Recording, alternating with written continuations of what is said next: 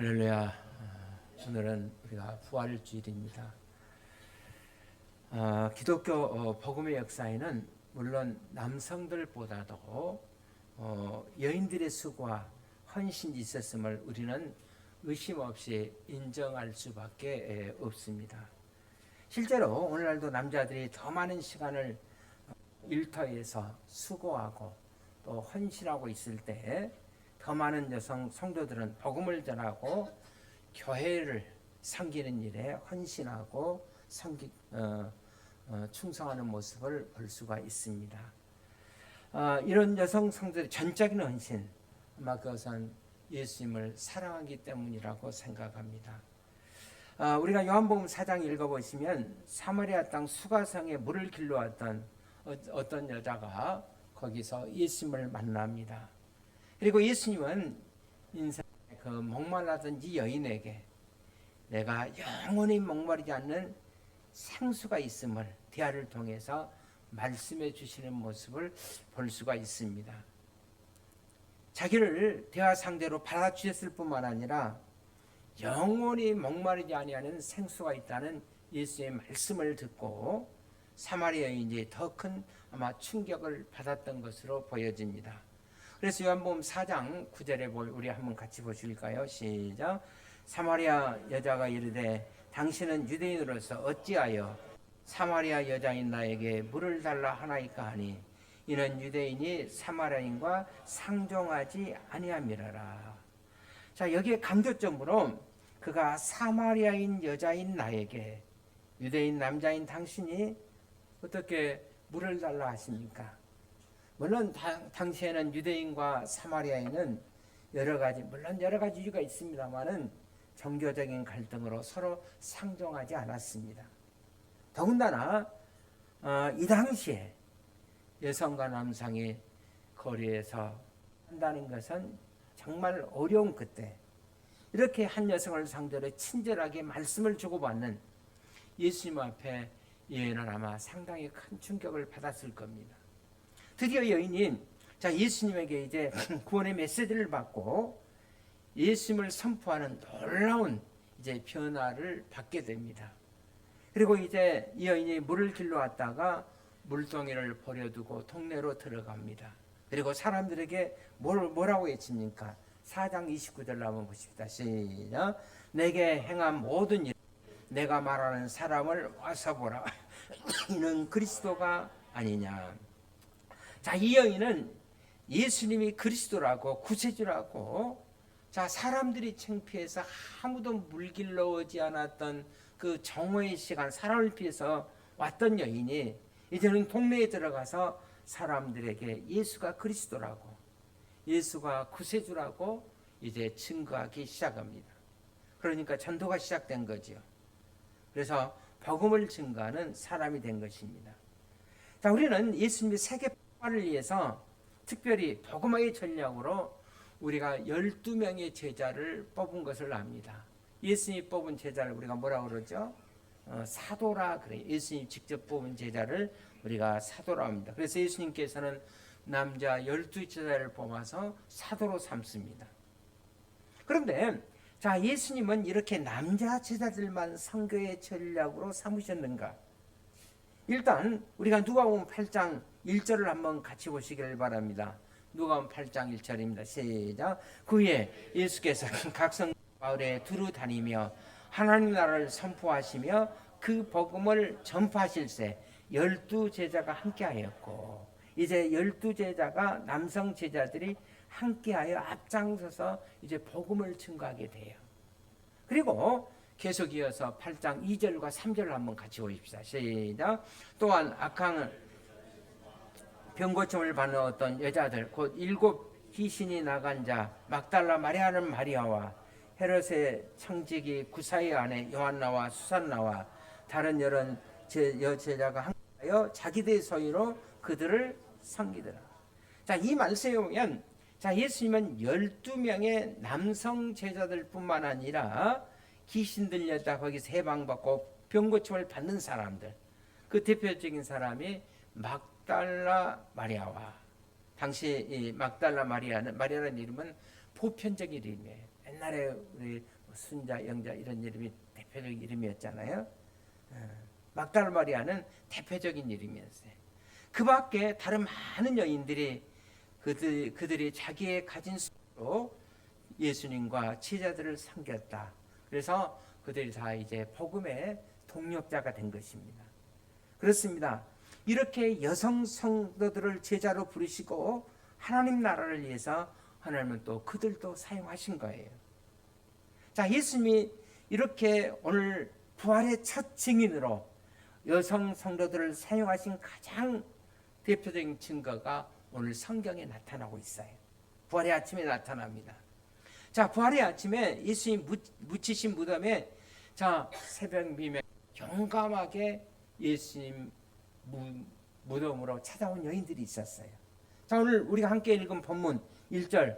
자, 예수님의 부활의 드라마가 어떻게 시작되는지, 이 드라마의 첫 막을 열고 있는 그 핵심적인 전사들이 바로 여성들이었음을 볼 수가 있어요. 우리 1절로 한번 같이 보실까요? 시작. 안식 후 첫날 새벽에 이 여자들이 그 준비한 향품을 가지고 무덤에 가서, 자, 안식 후 첫날이니까 언제예요? 주일이죠. 자, 유대인들에게는 안식일이 토요일입니다. 그런데 안식 후 첫날이니까 우리로 얘기하면 무슨 날이에요? 주일이에요.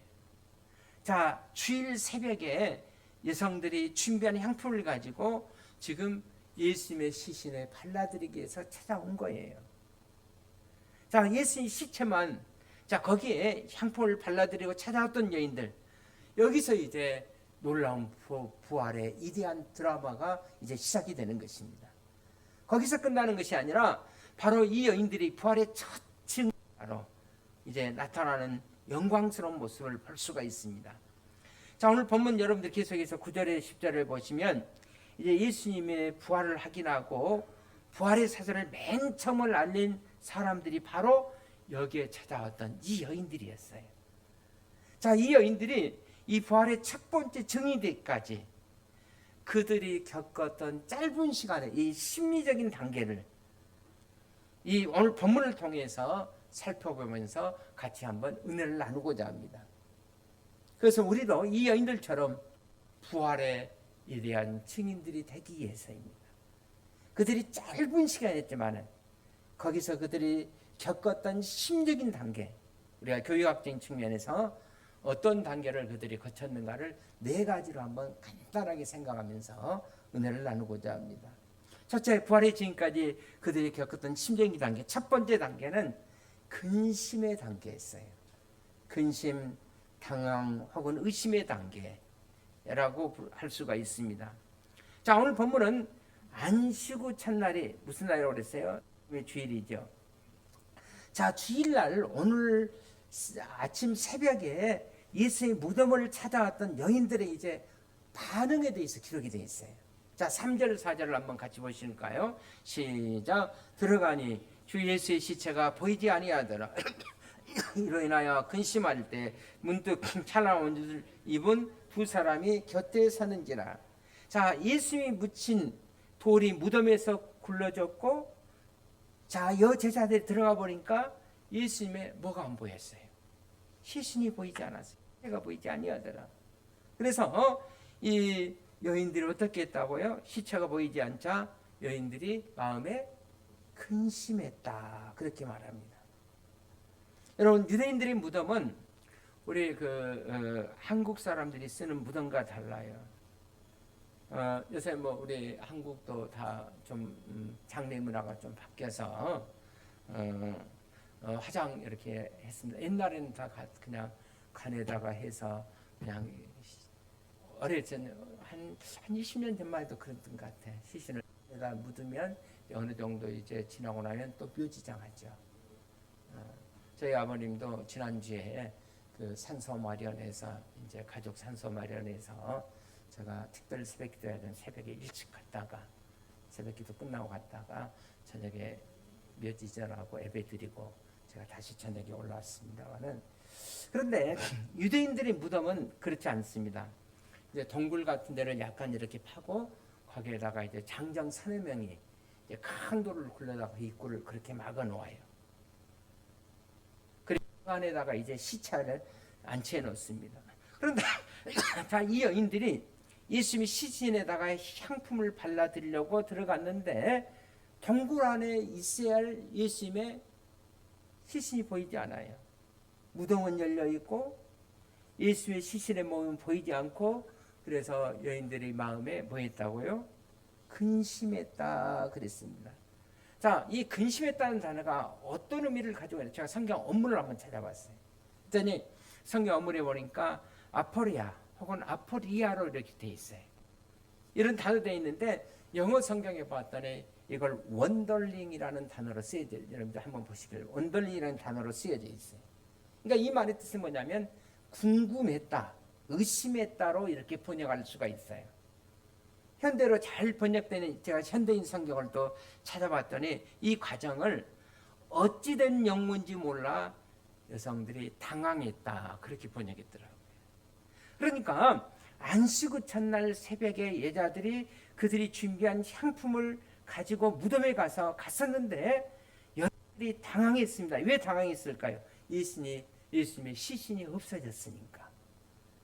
아마 즉각적으로 이 여인들의 마음속에 떠오르는 생각, 누가 예수님의 시신을 훔쳐갈 것이 아닐까.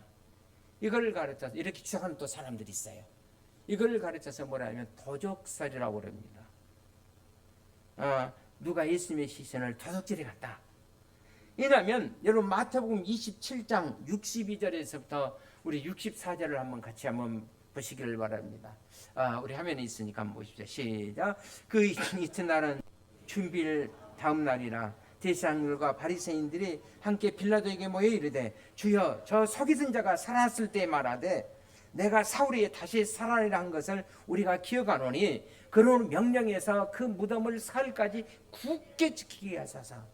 그의 제자들이 와서 시체를 도둑질하여 가고 백성에게 말하되 그가 죽은 자 가운데 살아났다 하면 후에 속임이 전보다도 더 클 까나이다. 이런 기록이 나와요. 이건 무슨 얘기냐면 대제사장들 바리새인들이 당시 예수님을 십자가에 못 박혀 죽이라고 선언해 빌라도 총독을 찾아와요. 그리고 빌라도 총독에게 무슨 얘기를 하냐면은 저 속이는 자가, 예수님을 가리키는 예수님이 말하고 있어요. 저 속이는 자가 살아생전에 자기가 죽으면 사흘 만에 부활한다 이렇게 말했기 때문에 제자들이 시신을 도둑질해 갖고 나서 유언비를 퍼뜨리면, 예수님이 살아나셨다고 유언비들을 퍼뜨리면 안 되니까 빌라도 당신이 병사들에게 명령을 해서 무덤을 사흘 동안 아주 굳게 지키도록 그렇게 해달라고 이제 부탁을 합니다. 그래서 빌라도 총독이 어때요? 내가 그렇게 하겠다 약속을 합니다. 그래서 로마의 병정들이 예수님의 무덤을 철저하게 지키고 있었어요. 당시 로마의 관리법에 의하면 중요한 무덤일수록 4명의 군인이 한 조가되어서 돌아가면서 순번제를 철저하게 무덤을 지켰다고 합니다. 여러분, 이런 상황에서 예수님의 시신 도둑질이 여러분 가능하다고 생각합니까? 절대로 불가능해요. 그러면 여러분, 예수님의 시체가 어디로 갔을까? 왜 예수님의 무덤이 비어있는가? 유일한 정답은 예수님이 부활하셨기 때문입니다. 믿습니까? 예수님의 무덤이 비어있는 것은 그분이 다시 살아나셨기 때문에. 물론 이것을 설명한 다양한 시도들이 있었습니다. 또 어떤 분들은 이 도둑설 대신에 기절설이라는 것을 또 주장하기도 합니다. 예수님 십자가에서 진짜 죽으신 것이 아니라 잠깐 기절했었는데 이제 구란의 무덤 속에 이제 신선한 공기의 바람이, 산선한 공기의 바람이 들어가고 시간이 경계하니까 기절했던 예수님께서 다시 깨어나셨다. 그래서 무덤의 돌을 유유히 굴러내시고 그분이 걸어 나가셨다. 이것을 가르쳐서 신학적으로 기절설이라 그렇게 얘기합니다. 여러분, 이 기절설이 가능하겠어요? 자, 여러분, 우선 예수님이 십자가에 돌아있을 때 옆구리를 창으로 찌르니까, 죽음을 확인하기 위해서 찌르니까 뭐가 났어요? 물과 피가 났다 그랬어요. 여러분, 의학적으로 검은 피가 나오고 그 다음에 물이 나온 것은 사망이라는 진단입니다. 완전한 사망이라는 진단이에요. 완전히 사망 아니시다 할지라도 여러분 오전, 그러니까 금요일 날 오전 9시에 예수님이 십자가에서 달리시고 그 다음에 오후 3시에 이제 다 이뤘다고 운명하시지 않습니까? 그러면 5시간에서 이제 6시간 십자가에 매달려서 극도의 고통을 당하신 거예요. 그런데 거기서 죽으셨다 다시 깨어나서 그리고 또 입구 장정 30명이 움직여야 굴러낼 수 있는 그 입구들을 굴러내고 나갔다. 이거는 상식적으로 전혀 불가능한 사실입니다. 그러면 왜 예수님 무덤이 비어 있었는가? 그분이 뭐예요? 부활하셨기 때문에. 또 신학적으로 환상설이 있습니다. 예수님을 너무 사모했던 제자들이 그냥 사모하다 보니까 예수님 환상을 봤다는 거예요. 그리고 예수님 환상을 보고 우리 예수님이 살아나셨다고 소문을 퍼뜨렸다는 겁니다. 여러분 이 환상들도 불가능해요. 고린도전서 15장에 보면 500명의 사람들이 일시에 예수님 부활하신 사실을 목격했다고 성경에 기록되어 있어요. 여러분 일시에 500여 명이 같은 시간에 같이 환상을 볼 수가 있습니까? 그럴 수 없잖아요. 그러면 왜 예수님의 무덤이 비어 있었는가? 유일한 정답은 뭐예요? 예수님이 부활하셨기 때문에 그렇습니다. 그러니까 우리도 이 예수님의 부활의 메시지를 들으면 처음에는 예수 믿는 사람들이 처음에는 당황할 수가 있어요. 사람이 죽으면 끝인데 어떻게 다시 살아날 수가 있겠느냐 의심할 수도 있어요. 저는 그렇게 생각할 수도 있다고 생각합니다. 그러나 이런 당황함 속에 의심을 넘어서 마침내 핏물에 든 것, 성경에서 평소 그분이 살아계셨을 때 말씀하신 대로 살아나신다고 말씀하신 대로 살아나셨구나. 저는 우리 목장교회 성도 여러분과 제가 이 당황의 단계, 의심의 단계를 넘어서는 성도 여러분들이 될 수 있기를 주의 이름으로 축원을 드립니다. 처음에는 그들이 예수님이 부활하신 그 빈무덤에서 당황했어요. 근심했어요. 의심했습니다. 자, 두 번째 단계. 두 번째 단계는 두려움의 단계라고 할 수가 있어요. 자, 5절을 한번 같이 보시기를 바랍니다. 시작. 여자들이 두려워 얼굴을 땅에 대니 두 사람이 이르되 어찌하여 살아있는 자를 죽은 자 가운데서 찾느냐. 자, 여자들이 두려워했다 그렇게 얘기합니다. 여러분 왜 두려워했을까요? 그 앞절에 선정되는 4절 후반부에 보십시다. 이로 인하여 근심할 때 문득 찬란 옷을 입은 두 사람이 곁에 서 있었는지라 그랬어요. 찬란 옷을 입은 두 사람이 곁에 서 있는 걸 보고 예수님 무덤은 비어 있고 그래서 여제자들이 두려워진 거예요. 자, 여기에 찬란하다, 찬란 옷을 입었단 말에 또 성경 제가 원문을 한번 찾아봤어요. 아스트라프트라는 단어로 쓰여져 있습니다. 자, 이 단어는 문자 그대로 영어로 번역하면 writing이라는 단어로 번역이 되어 있어요. 여러분 번개 칠 때 번개가 이제 막 크게 내성을 칠 때 불이 큰 소리가 나는 불이 바짝 들었다 나가죠. 여러분 그때 이제 뭔가 이렇게 착 보이잖아요. 뭐 보이든지 보이잖아요. 이거 도대체 뭐야? 자, 성경이 말하는 것처럼 그들은 천사들이지만은 자, 지금 여인들은 그분들을 천사로 인식하지 못하고 있어요. 하지만은 어떤 신적인 존재 그리고 어떤 현현 하나님 신과 그 순간 그들의 마음속에 갑자기 두려움이 엄습하기 시작했다는 겁니다. 그래서 5절에서 증언처럼 그래서 그들은 두려워하기 시작한 거예요. 이 두려웠다는 말을 성경 원문에 보니까 엠프포포스라는 단어로 쓰여지고 있어요. 이 단어는 두 가지가 하나로 결합된 단어입니다. 영어로 포비아, 두려움 속에 사로잡혔다는 뜻이죠. 또 엠프포버스는 두려움 속에 사로잡혔다는 말이에요. 그러니까 두려움이 그냥 그들이 자기 몸이 경직됨으로 사로잡힌 겁니다. 그런데 그 두려움은 그냥 두려움이 아니라 어떤 신적인 경험을 하려고 할 때 두려움. 저도 가끔 자다가 이제 보면 누가 자꾸 제가 이제 자는 시간 1시에서 좀 늦으면 2시 반이고, 그러면 1시 반에서 2시 사이에 꼭 제가 저는 양인성 잠을 잡니다. 그래야 또 이제 9시부터 8시부터 책을 쓰기 시작해야 되니까. 근데 어떨 때는 한 3시쯤 되면 누가 꼭 목사님하고 문을 툭 두드려요, 제가. 자, 거의 교회가 있지 않습니까? 그러면 깜짝 놀라서 일어나서 네 하고 또 새벽기도 늦었다고 누가 두드나. 꼭 제가 한 1년에 한 번 정도는 꼭 늦을 때가 있어요. 아무도 없어요. 또 어떨 때는 또 한 1시간 정도 이렇게 자다 보면 또 누가 두들 때가 있어요. 아주 생생하게 들립니다. 또 여러분들이 김사희 목사는 신비주의자다 그렇게 생각하죠. 제가 원래 이런 얘기 잘하지 않습니다.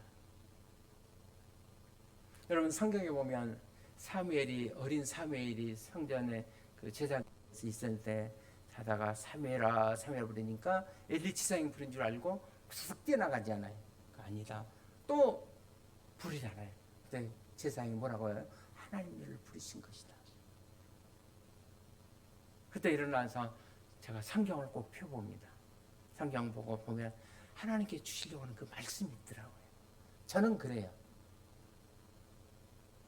또 여러분들이 화장실 가려고 깼다가 그냥 어떤 말씀을 주시는가. 그럴 때 인간이 느끼는 공통적인 반응, 우리는 거룩한 두려움을 느낄 수가 있어요. 여러분, 거룩한 두려움, 우리가 진리를 찾아 구도할 때 하나님이신가? 정말이심이 우리의 구세주님과 진리를 찾아 이렇게 구도할 때 사람이 첫 번째 느끼는 단계는 오늘 성경에 나와 있는 여성들처럼 처음에는 의심이 될 수 있고 당황할 수도 있습니다. 이것이 바로 구도의 여정의 출발이에요. 그런데 이 단계를 넘어서면 이제 세미한 주님의 음성을 듣는 단계가 들어와요. 꼭 같은 말씀이어도 하나님의 성경을 기록한 목적이 있어요. 구약을 기록한 무슨 구약 백성들을 위해서 기록한 것이 아니라 오늘을 살아가고 있는 여러분과 저를 향해서 기록한 말씀이라고 그랬잖아요. 그래서 우리가 성경을 볼 때는 헬라식으로 보지 말고 뭘로? 히브리식 방법으로. 헬라식은 이런 일이 어떻게 가능할 수 있는가? 이것은 과학적이에요. 헬라식입니다. 히브리식은 하나님께서 주실 어떤 의도가 있기 때문에 기록하는 거예요. 그래서 하나님의 말씀은 예나 지금이나 영원토록 변함이 없어요. 구약 시대에 주신 말씀일 뿐만 아니라 오늘을 살아가고 있는 여러분들에게 주실 말씀이기 때문에 성령의 감동으로 하나님께서 이렇게 말씀을 기록하셨다는 겁니다. 그래서 하나님께서 어떤 그 느껴지는 거룩한 전형, 신적인 두려움, 이것을 독일의 그 유명한 신학자였던 누돌프 토라는 분이 있어요. 이분은 사람들이 경험한 하나님을 믿기 전에 하나님을 믿을 수 있도록 그 마음속에 일어나는 이 경건한 경험을 가르쳐서 누문이라는 이 단어에 독특한 단어를 썼습니다. 문자 그대로 번역하면 누문은 거룩한 두려움이라는 뜻이에요.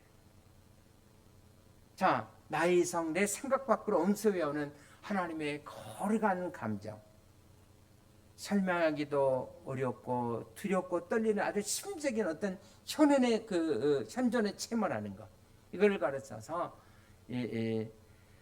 누돌보터는 누미노제라는 단어로 설명을 했습니다.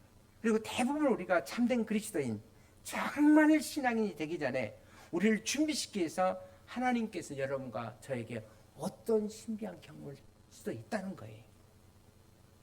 뭐라고 설명이 어려운데 거부할 수 없는 어떤 신적인 현존의 이 경험을 얘기할 때 이제 누미노제라는 단어를 쓰고 있습니다.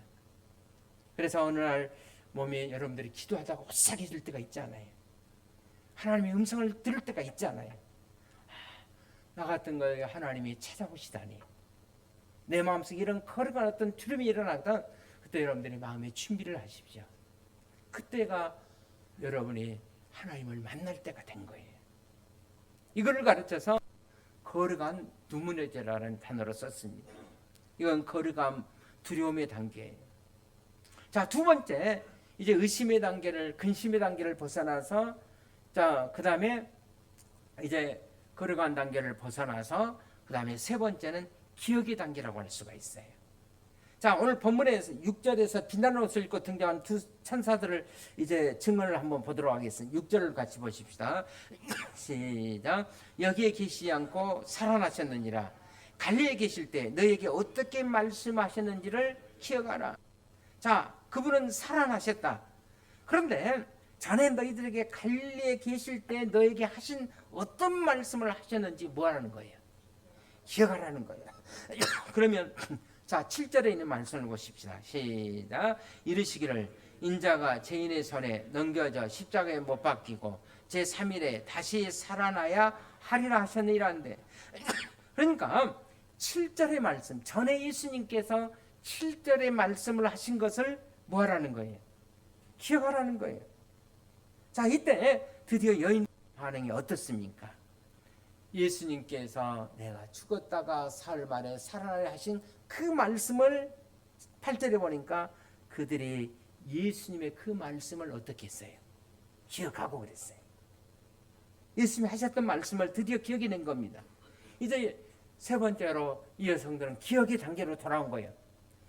짧은 부활의 아침에 처음에는 당황하고 의심하고 거려간 두려움을 안고 있다가 드디어 주의 하신 말씀을 기억이 낸 거예요.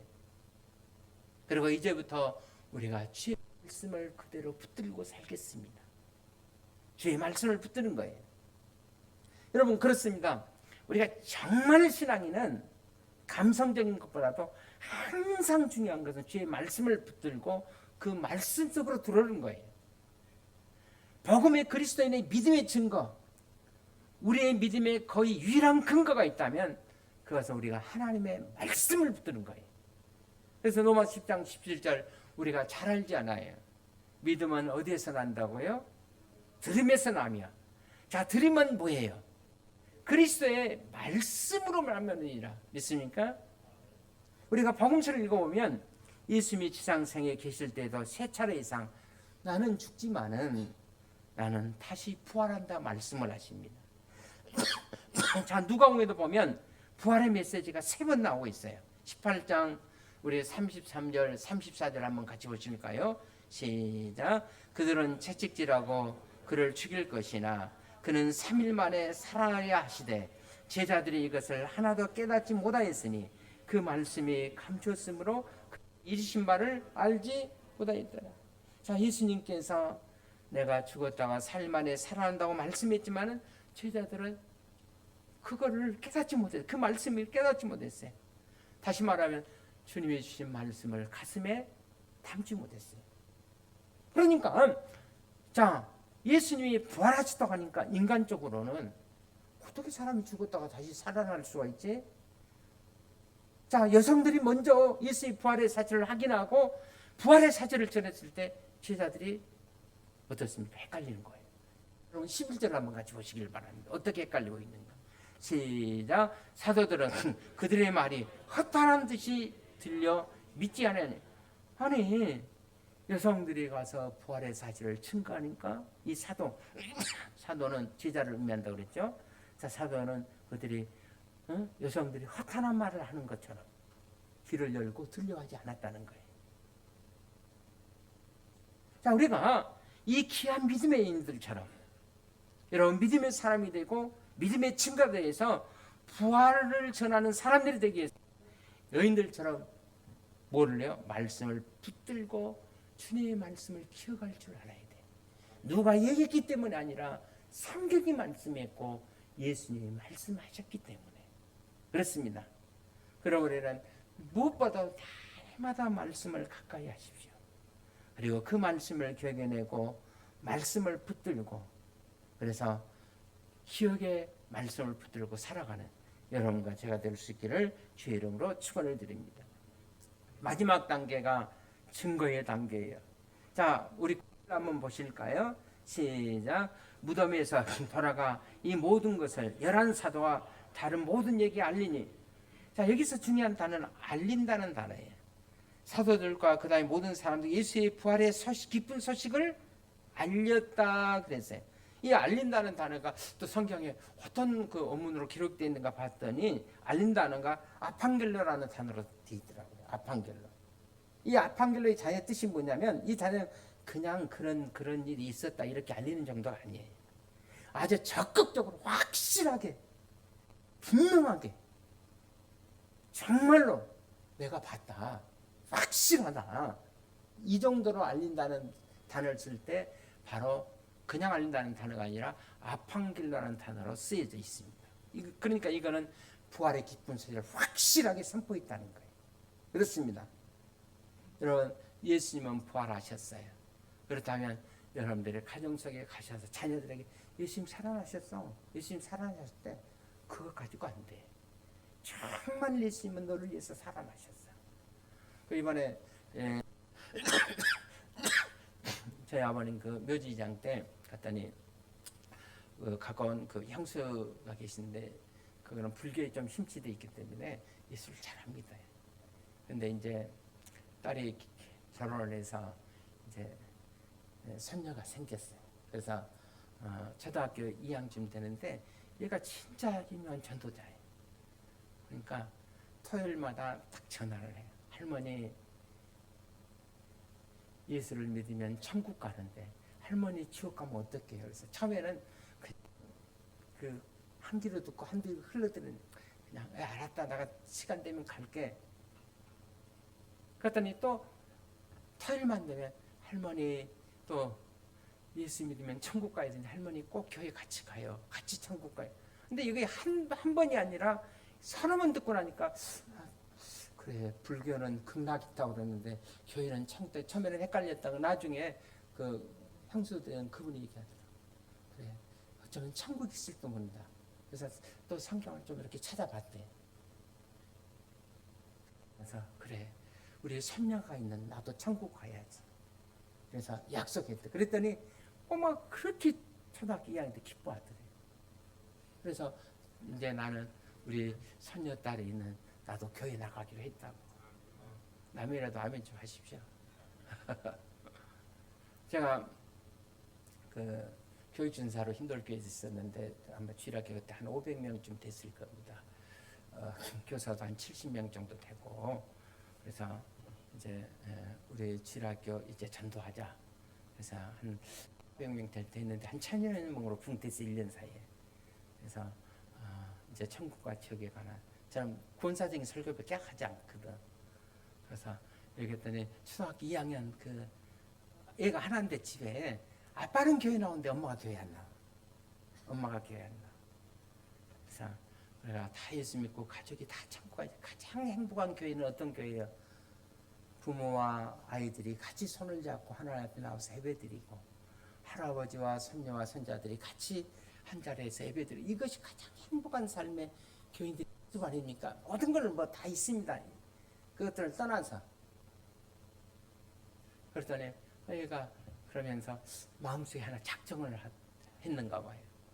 그랬더니 우리 전도지를 당했는데 그 이제 돌아온 주간부터 얘가 엄마가 아침 먹고 학교 가야지니까 엄마가 교회 안 나가면 저는 아침에 엄마 교회 나가도록 기도할 거예요.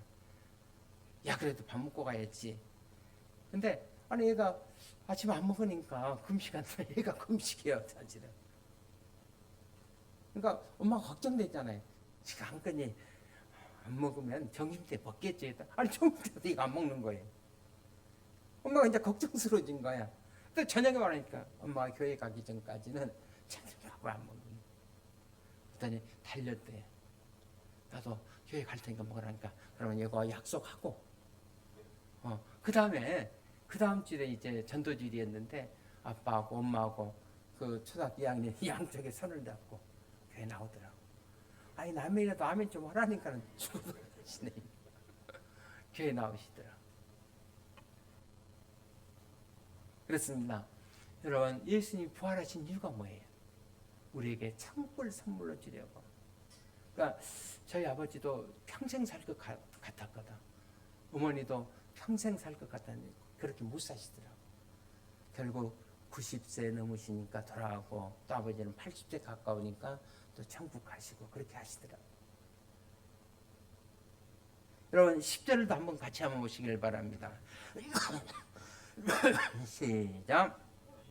이 여자들은 막달라 마리아와 또 나와 야고의 모친 마리아와 또 그들과 함께한 다른 여자들 이것을 사도들에게 뭐예요? 알렸다 그랬어요. 여러분 이걸 생각해 보세요. 부활의 기쁜 소식을 맨 처음 우리 주님께서 누구에게 먼저 보여주셨어요? 여자들에게 먼저. 남자들을 좀 설득해서 12제자를 통해서 이 부활의 첫 번째 소식을 전하게 한 것이 아니라 누구를 통해서? 여성들을 통해서.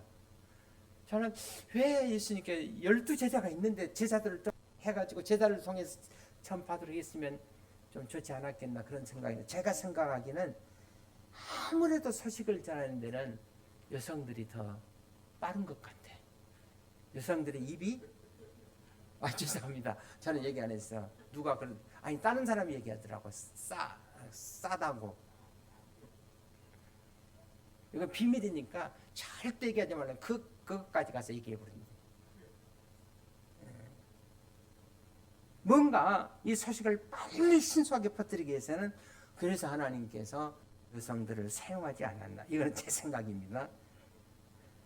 우리가 가정에서 그 남자 어린아이와 여자 어린아이를 길러보면 성장 과정에 있어서 누가 말을 더 언어를 빨리 터득한지 아세요? 여자아이들이에요. 제자들이들. 지금도 저희 집에서 두 딸이 어렸을 때 제자들하는 거 아직도 선언합니다. 그러니까 그 언어학자들에 의하면 언어의 발달은 여성들이 훨씬 더 발달돼 있대요.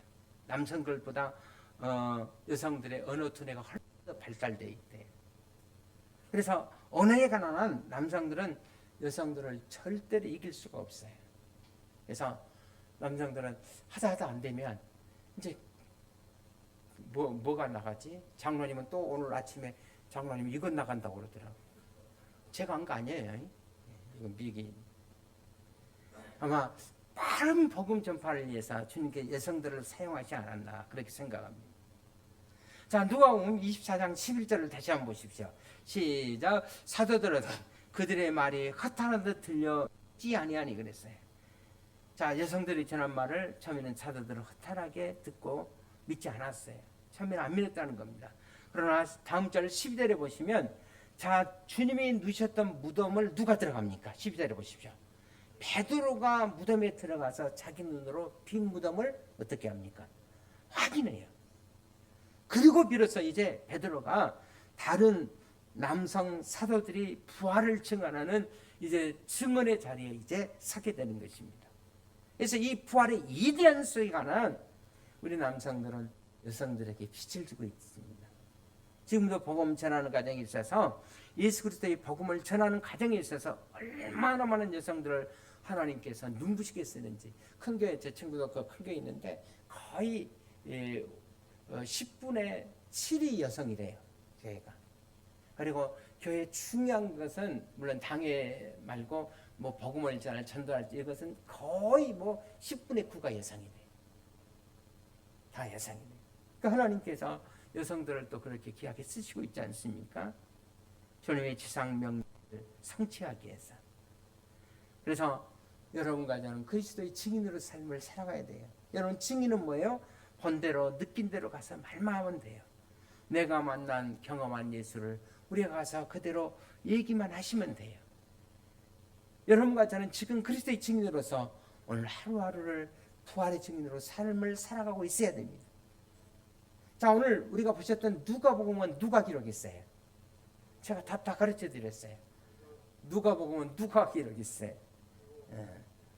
아니 누가가 기록했다니까. 그런데 여러분 누가복음 말고 누가가 의사 누가가 기록했던 복음서가 하나 더 있어요. 뭡니까? 사도행전. 사도행전 1장 8절 우리 다 잘 아시죠? 한번 하십시다. 시작. 오직 성령이 너에게 임하시면 너희가 권능을 받고 예루살렘과 온 유대와 사마리아 땅까지 이르러 내 증인이 되리라 하시니라. 자, 누가는 말씀하기를 성령이 너에게 임하시면 너희가 뭐가 된다? 그리스도의 증인이 되어야 된다는 거예요. 우리가 결국 복음을 전하지 못하는 것, 그리스도의 증인이 되지 못하는 것. 어떤 사람은 두려움 때문에, 어떤 사람은 자기 방어 때문에, 어떤 사람은 자기 체면 때문에 전도하지 못해요. 그래서 옛날에 어떤 분이 교회 올 때 걷다 보자기에다 뭘 싸가지고 그래서 목사님 선물 주려고 사가셨는데 또또로 가지고 왔더라고. 그러니까 교회 오는 게 성경 들고 창피한.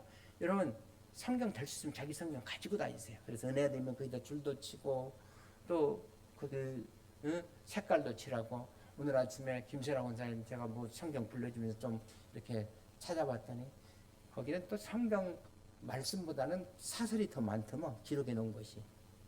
성경 글씨보다 더 많아. 은혜 받은 거 다 기록해 놓고 색깔 칠해 놓고. 여러분 우리 비치해 놓은 성경은 급한 분들 직장 가실 때 아니면 이런 분들이 있어요. 여러분의 성경은 여러분들이 꼭 가지고 다니세요. 아니 하는 사람도 또 뭐야? 어느 다음 어떤 주일은 제가 성경을 하면 다 치워버릴지도 몰라요. 치운다는 얘기가 아니라 그럴지도 모른다. 그래서 성령이 너희에게 임하시면 너희가 권능을 받고 에루살렘 어디예요? 내 가족에게서부터. 여러분 가족 전도 못하는데 어디 가서 누구를 전도하겠어요? 내 가족에게서부터 시작해서 사마리아와 우리 동네 전체 VIP들을 위해서 그리고 그리스도의 땅끝까지. 열주에도 마침내 성령을 체험하고 성령의 동심을 통해서 여러분 땅끝까지 가서 순교에다 제물이 되지 않아요? 여러분 증이라는 단어가 순교적인이라는 그런 증이라는 뜻이 있습니다. 제자들은 다 순교적인 증이 돼서 땅끝까지 가서 복음을 전했어요. 그렇습니다. 중요한 것은 이것입니다. 성령이 임할 때 여러분 순종하시기를 바랍니다. 성령이 임하셔서 성령이 말씀하시면 그 말씀 앞에 그냥 순종하세요. 그러면 우리가 그리스도의 증이 될 것입니다. 그리고 여러분들이 증가하는 그를 통해서 가정이 변화되고 우리의 이웃들이 변화될 것입니다. 그리고 살아계신 주님을 만나게 될 겁니다. 그리고 여러분과 저는 땅끝까지 이뤄서 그리스도의 증인이 될 겁니다. 자, 아직도 어둠 속에 있는 사람들이, 아직도 그리스도를 만나지 못한 사람들이 우리의 인생의 가장 근본적인 해답이신 죽음의 문제를 해결하신 예수님을 만나셔야 됩니다. 그래서 우리가 다음 주일은 VIP 초청절인데 우리의 사랑하는 가족들이, 우리의 자녀들이, 또 우리의 남편과 아내가, 그리고 우리의 소중한 VIP들이 예수님을 꼭 만날 수 있도록 확실하게 천국과 지옥에 관해서,